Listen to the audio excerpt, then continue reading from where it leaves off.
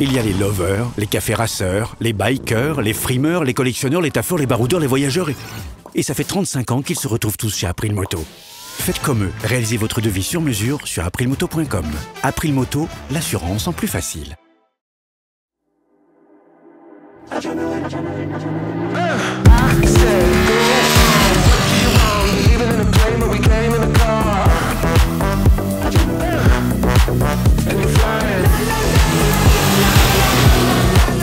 Bonjour et bienvenue sur la chaîne du Repère des motards pour l'essai de la toute nouvelle BMW F900R.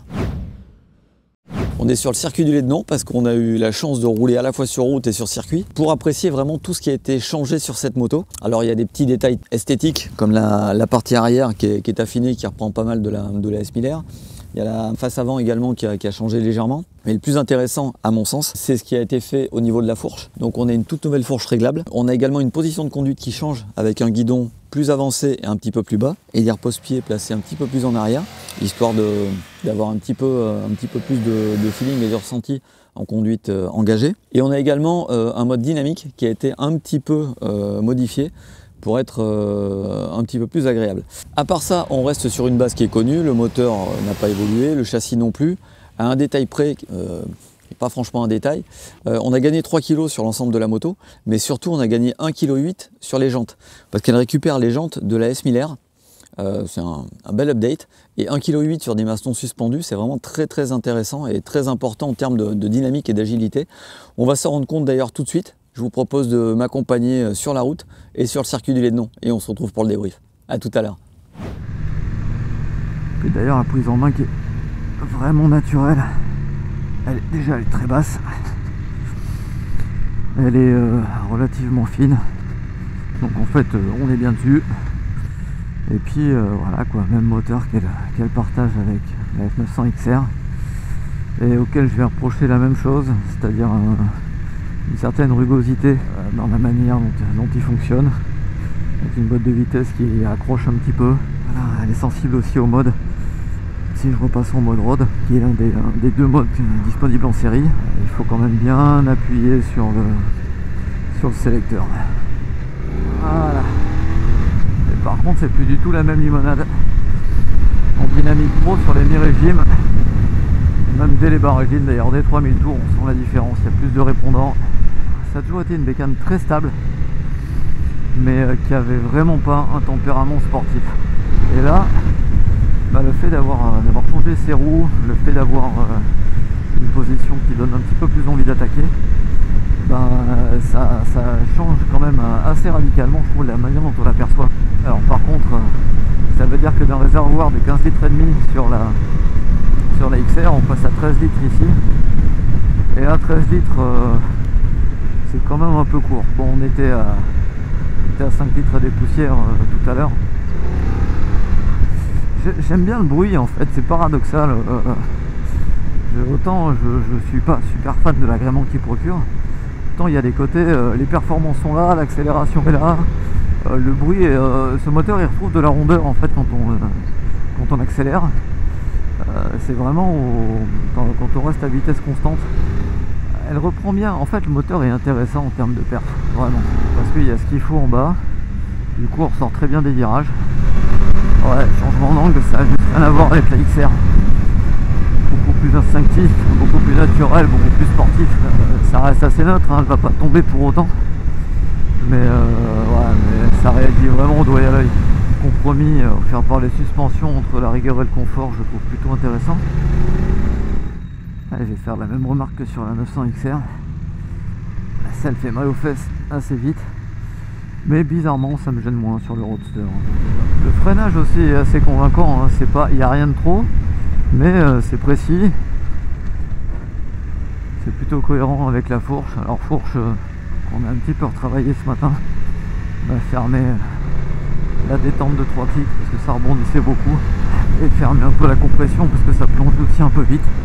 Il faut sortir le tournevis qui est sous la selle arrière. Bon, le principal c'est que ça se passe très rapidement, les réglages sont vraiment faciles d'accès. Bon, on est sur une route bien pourrie et franchement ça bouge un peu mais ça tabasse pas quoi, donc on est quand même plutôt pas mal. On a récupéré les mêmes systèmes de clignotant et de feu de stop de la S1000 XR. Tout est dans les indicateurs de direction. Bon, bah, c'est toujours aussi stable. Ça remue évidemment un peu plus que sur la XR, ce qui est logique, vu qu'il y a moins de débattement de suspension. Ah, il est plus rigolo quand même dans ce châssis là, ce moteur. Bienvenue sur le circuit de Lédenon, au guidon de cette F900R que BMW a voulu plus sportive. Bon bah déjà ça se ressent au niveau de la position et ça c'est une réussite. Le guidon plus bas, plus en avant, ça donne déjà plus de ressenti au niveau du train avant, elle se place un petit peu mieux en virage. Les repose-pieds plus en arrière, bah, ça permet d'être un peu plus à l'aise sur les changements d'angle, ça c'est plutôt bien vu. Ensuite côté freinage, et ouais, ça freine, mais ça manque de feeling, quoi. On n'a pas un ressenti dingue. La puissance qui était vraiment suffisante sur route, sur circuit, c'est un poil plus juste.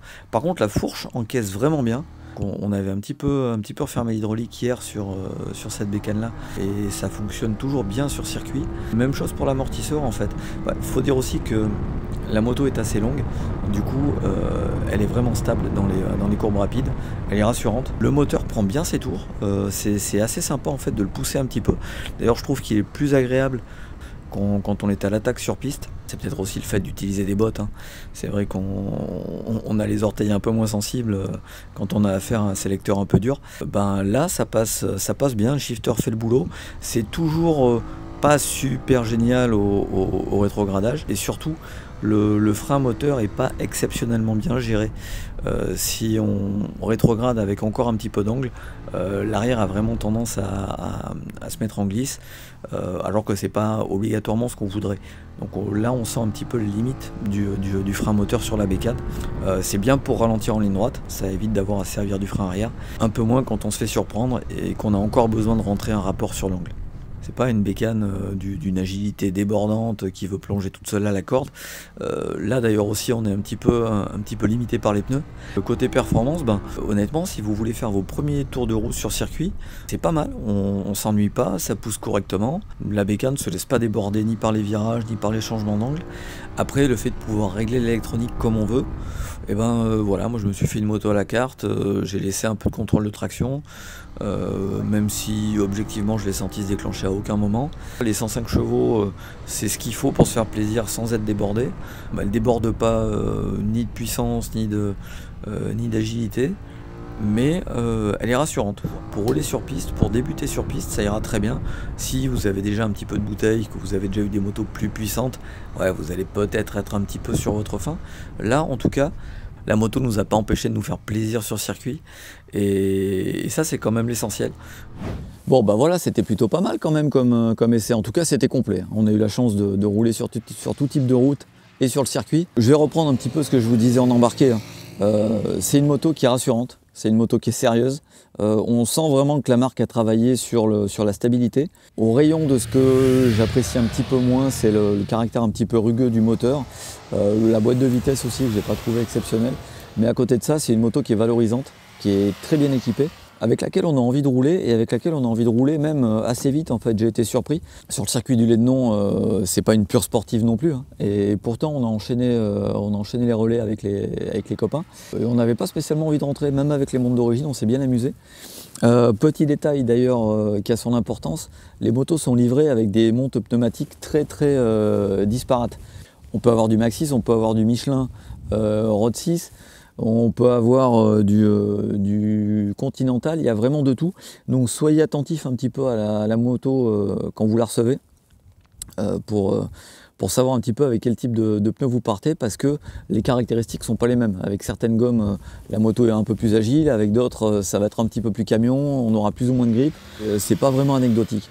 À côté de ça, moi j'avais une version qui était optionnée, c'est-à-dire que j'avais le mode dynamique qui est une option, et ça apporte vraiment quelque chose. Si vous recherchez une moto avec une conduite un petit peu engagée, un petit peu sportive, le mode dynamique vous amène vraiment un peu plus de watts à bas et mi-régime, un peu plus de caractère. Ça ne veut pas dire qu'il n'y en a pas avec le mode road. D'ailleurs, moi j'ai préféré le mode road pour 70% d'utilisation, on va dire, surtout quand on était en ville, parce que ça joue également sur sur le shifter et sur la manière dont la boîte de vitesse fonctionne. Mais le mode dynamique, quand même, quand on était sur circuit ou quand on a attaqué un petit peu sur la route, c'était vraiment appréciable. Bonne petite moto, sérieuse et surtout très intéressante parce que jusqu'à fin juin, BMW fait une opération coup de poing au niveau des tarifs. Vous pouvez avoir la F900R pour 8 500 €, ce qui la place directement plutôt en face de 750 ou 600 cm3, alors que là vous avez une 900.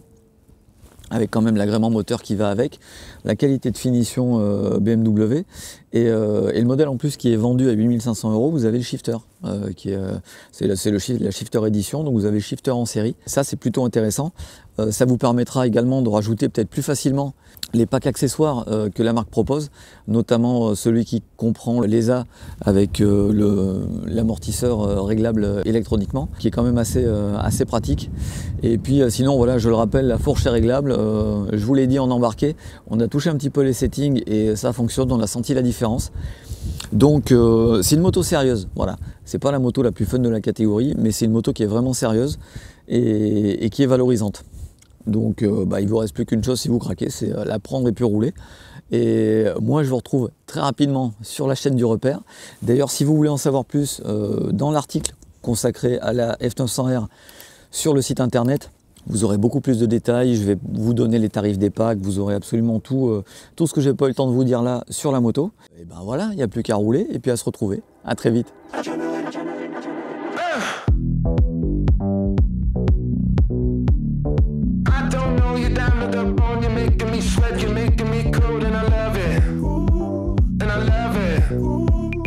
Want some more? I'm up in my zone, touching the